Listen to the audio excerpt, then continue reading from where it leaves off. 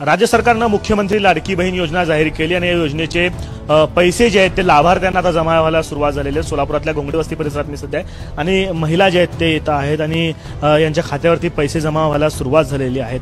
काही महिलांशी संवाद साधूयात, लाभार्थी खरं तर आहेत। ताई, तुमच्या खात्यावरती आता पैसे जमा झाल्याचं कळतंय, मेसेज आलं, तुम्ही सांगा। 3000 मुख्यमंत्री बहीण लाडकी योजना।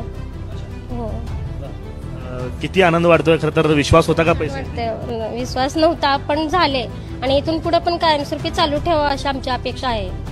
कधी आलाय मेसेज तुम्हाला? मला बघा मग आलेला आहे। आजच आलाय?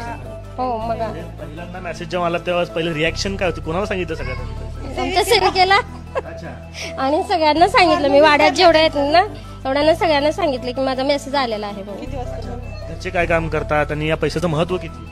माझे घरचे ना भांड्याच्या दुकानामध्ये कामाला आहेत, तर मी मदतनीस म्हणून काम करते। पैशाचं महत्व म्हणजे आपल्याला पुढच्या ह्याच्यासाठी तर बरे आहेत ना, म्हणजे काय तरी 1500 रुपये म्हणजे काय फार मोठी किंमत नाही, पण तुमच्या दृष्टीने किती किंमत आहे? रुपये पण कुणी कुणाला देत नाही। आम्ही पण स्वतः म्हणजे घरात काहीतरी कष्ट करतोच की म्हणजे त्याची किंमत आम्हाला आहेच। महत्व या पैशांना तुम्ही सांगत होता की पैशांना फार महत्व। तुम्ही सगळ्यांनी किती लोकांचे फॉर्म भरलेत आणि किती लोकांना? 100-150 फॉर्म भरलेले आहेत आणि 1 रुपया म्हटलं तर कोण कुणाला देऊ शकत नाही। आज दिलं तर उद्या मागतात। 1500 रुपये महिन्याला देणं म्हणले छान आहे आणि अभिनंदन।